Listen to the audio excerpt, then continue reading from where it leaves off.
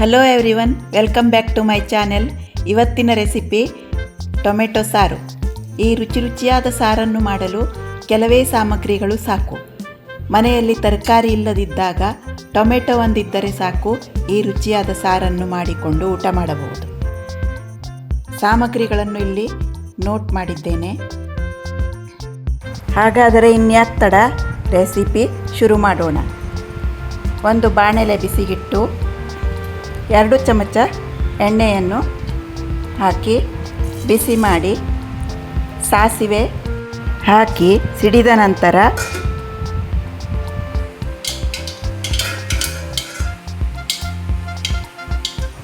ಜೀರಿಗೆ ಸ್ವಲ್ಪ ಫ್ರೈ ಆದ ನಂತರ ಜಜ್ಜಿಟ್ಟ 7ರಿಂದ 8 ಬೆಳ್ಳುಳ್ಳಿ, ಹಾಗೆ ಉದ್ದುದ್ದಕ್ಕೆ ಹೆಚ್ಚಿಟ್ಟ ಶುಂಠಿ ಸ್ವಲ್ಪ ಫ್ರೈ ಮಾಡಬೇಕು. ಹಾಗೆ ಹೆಚ್ಚಿಟ್ಟ ಈರುಳ್ಳಿಯನ್ನು ಹಾಕಿ ಸ್ವಲ್ಪ ಹುರಿದು ಕರಿಬೇವಿನ ಸೊಪ್ಪನ್ನು ಹಾಕಬೇಕು.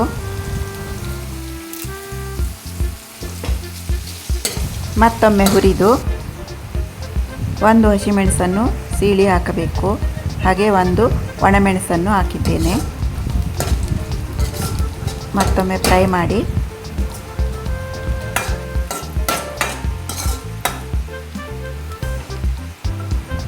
ಈಗ ಈರುಳ್ಳಿ ಫ್ರೈ ಆಗಿದೆ.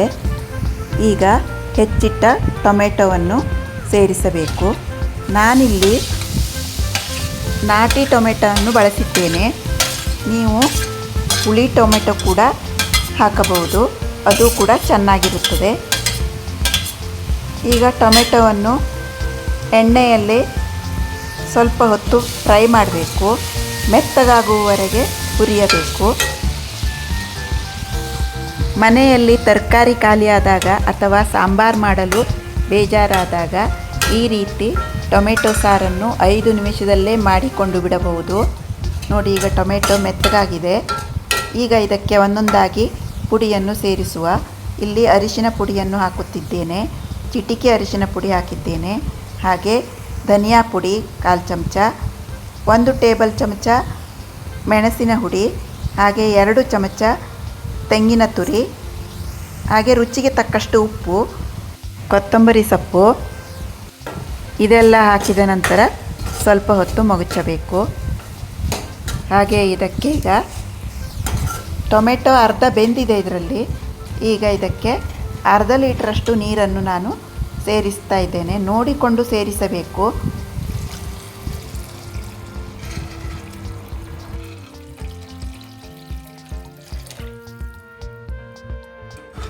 ಈಗ ಸಾರನ್ನು ಚೆನ್ನಾಗಿ ಕುದಿಯಲು ಬಿಡಬೇಕು.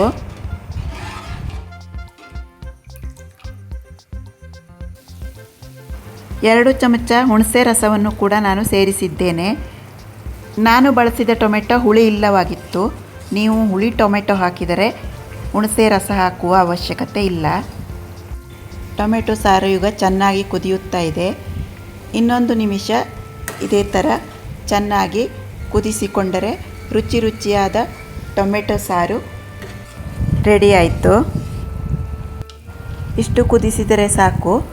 ಈಗ ಲಾಸ್ಟಲ್ಲಿ ಮತ್ತೊಮ್ಮೆ ಕೊತ್ತಂಬರಿ ಸೊಪ್ಪನ್ನು ಹಾಕಿದರೆ ಟೊಮೆಟೊ ಸಾರು ಊಟ ಮಾಡಲು ರೆಡಿಯಾಗಿದೆ. ನಾನು ಇಲ್ಲಿ ಬಿಸಿ ಬಿಸಿ ಅನ್ನದೊಂದಿಗೆ ಟೊಮೆಟೊ ಸಾರನ್ನು ಬಡಿಸುತ್ತಿದ್ದೇನೆ. ಈ ಟೊಮೆಟೊ ಸಾರನ್ನು ನಾನು ಸುಲಭವಾದ ವಿಧಾನದಲ್ಲಿ ಮಾಡಿ ತೋರಿಸಿದ್ದೇನೆ. ಮತ್ತು ಬೇರೆ ರೀತಿಯಲ್ಲಿ ಮಾಡಿದ ಟೊಮೆಟೊ ಸಾರು ಕೂಡ ನನ್ನ ವಿಡಿಯೋದಲ್ಲಿದೆ. ಯಾರಿಗಾದರೂ ಬೇಕಾದರೆ ಚೆಕ್ ಮಾಡಿಕೊಳ್ಳಬಹುದು. ಅದು ಕೂಡ ತುಂಬ ಚೆನ್ನಾಗಿದೆ. ಈ ವಿಡಿಯೋ ನಿಮಗೆ ಇಷ್ಟವಾದಲ್ಲಿ ನಿಮ್ಮ ಅನಿಸಿಕೆ ಅಭಿಪ್ರಾಯಗಳನ್ನು ಕಮೆಂಟ್ ಮೂಲಕ ತಿಳಿಸಿ. ಹಾಗೆ ಸಬ್ಸ್ಕ್ರೈಬ್ ಮಾಡ್ಕೊಂಡು ಚಾನೆಲ್ ನೋಡಿ. ಧನ್ಯವಾದಗಳು.